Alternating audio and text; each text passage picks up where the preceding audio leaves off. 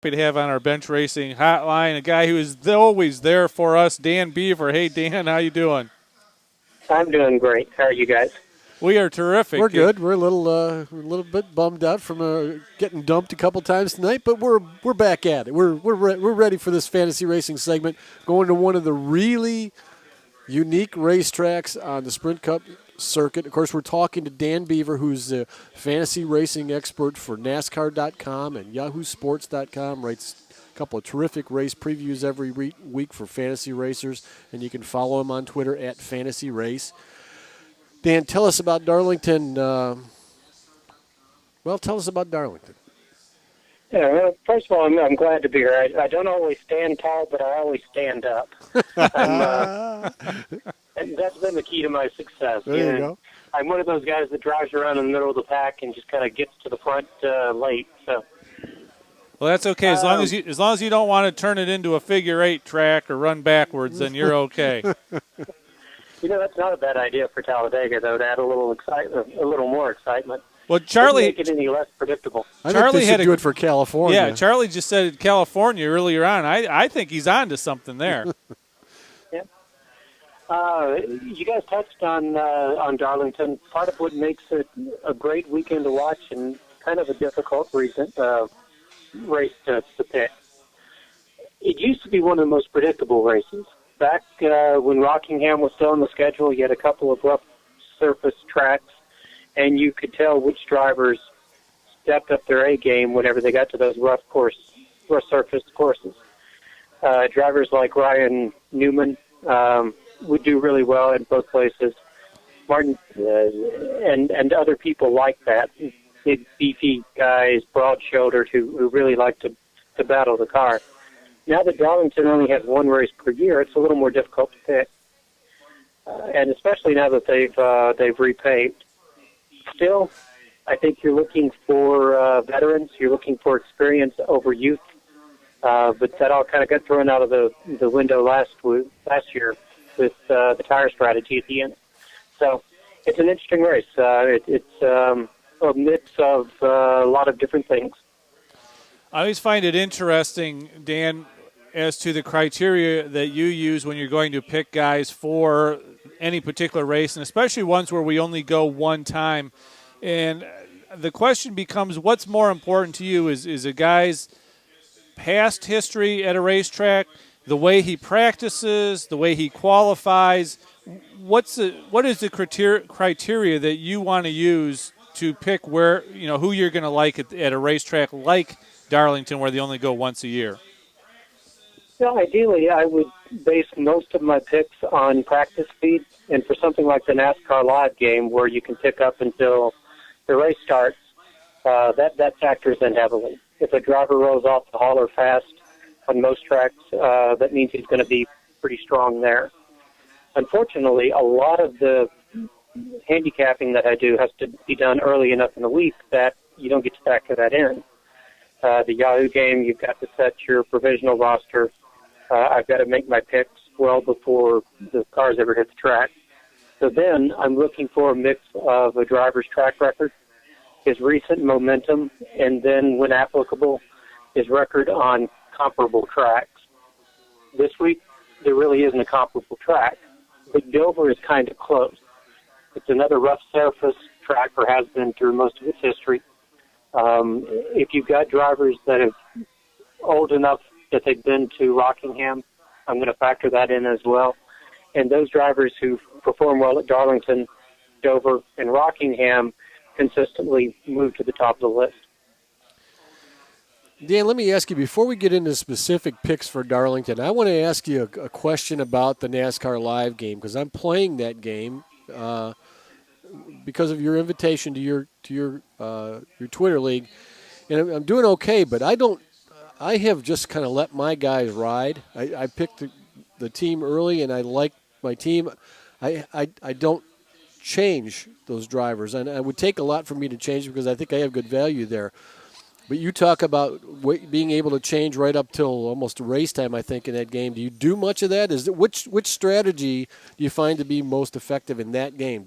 To change your lineup often, or go with a strong lineup and stick with it? Well, the way the race is scored, you pick up points for your driver advancing positions. You pick up points for his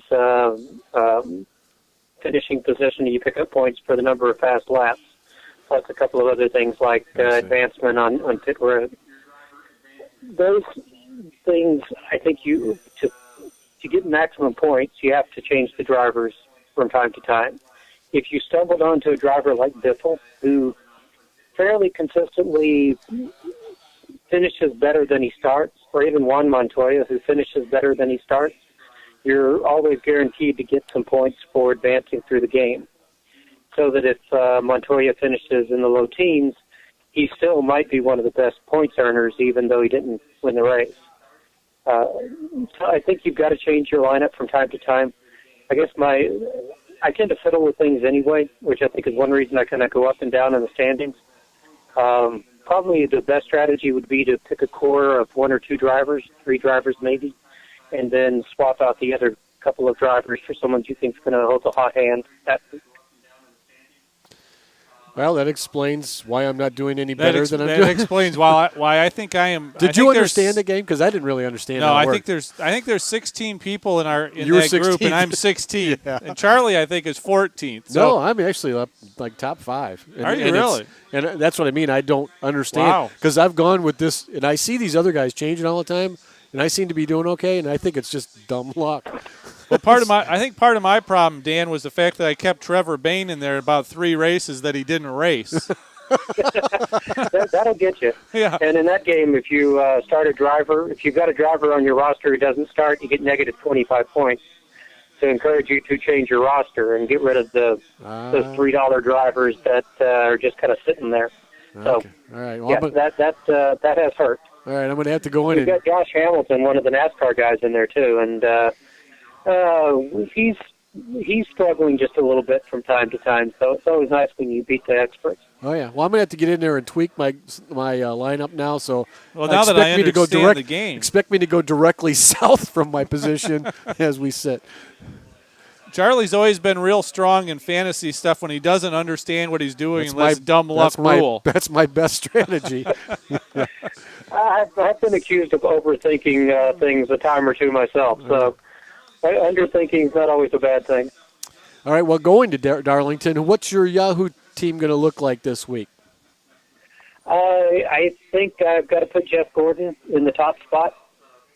He didn't look great last year, but he was running in the top 5 before the series of late race cautions, and that would have given him a 8 race top 5 streak if he had finished where he ran. He's also got a victory as recent as 2007.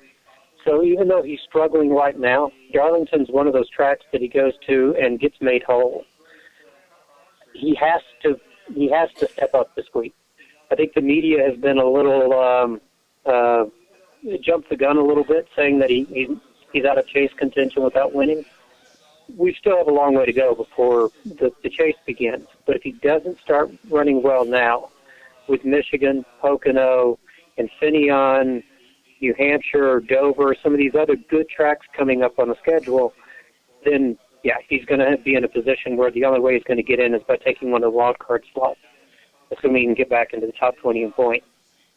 He's not the type of driver who panics, though. He's a slow, steady driver. He should be he should be a favorite to win.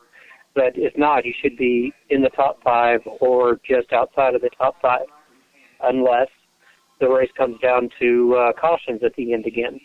That was his Achilles heel. It's been his Achilles heel for the past couple of seasons. He's either not aggressive enough or too aggressive at the wrong times, and these restarts are killing him. But if we get a long green flag run, I wouldn't put anyone else up against him. So that takes care of Group A. Denny Hamlin, I think, is another strong pick in Group A. He hasn't been nearly as strong in any single races, although he does have one victory here. But he's never really stumbled. I think he's got a worse finish of either 12th or 13th. He's always finished on the lead lap. He's always in contention. So Hamlin, I think, would probably be my bench for Group A.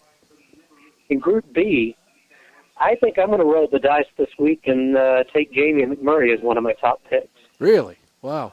For that same reason. He's consistent here, been strong here. He finished second to Hamlin 2 years ago. Last year, he finished ninth, which makes him one of only 3 drivers to enter the weekend with back-to-back top 10s at Darlington. You go back a little bit further, he's got a pair of fourths, he's got a 6 on this track, he's got an 11th. And his recent weeks, I think he had 3 consecutive 14th place finishes, and then last week he finished 11th. Gives him a combination of strength, luck, and momentum that I think could put him into the top 10 again.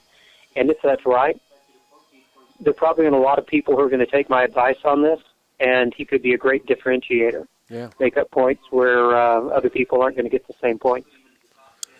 All right, we got about a minute to go. Dan, who else you got in B and your C driver? My Group C driver, I really haven't quite got that far yet. I'm still playing around with who I think should. Casey Mears has been the strongest driver in Group C overall in recent weeks, so it's probably going to come down to either him or Eric Almirola.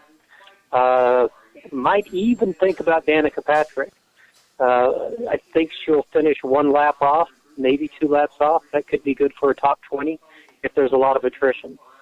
She'll probably be on my bench just to sit there. Probably won't start her, but I think she'll be interesting to watch. All right. He is Dan Beaver. You can follow him on Twitter at Fantasy Race. Read all of his fantasy racing advice and tips at NASCAR.com and YahooSports.com. We also put links in our On Pit Road newsletter every week to Dan's articles and his a highlight from his interview here tonight. So if you haven't subscribed to our newsletter, do that. Dan, thanks again for your time. Good luck with your picks this weekend at Darlington, and we'll talk to you in a couple of weeks. Let's hope the lady's nice to us all this week. Yes, all right. That would be good. Thanks, Thanks, Dan. Dan.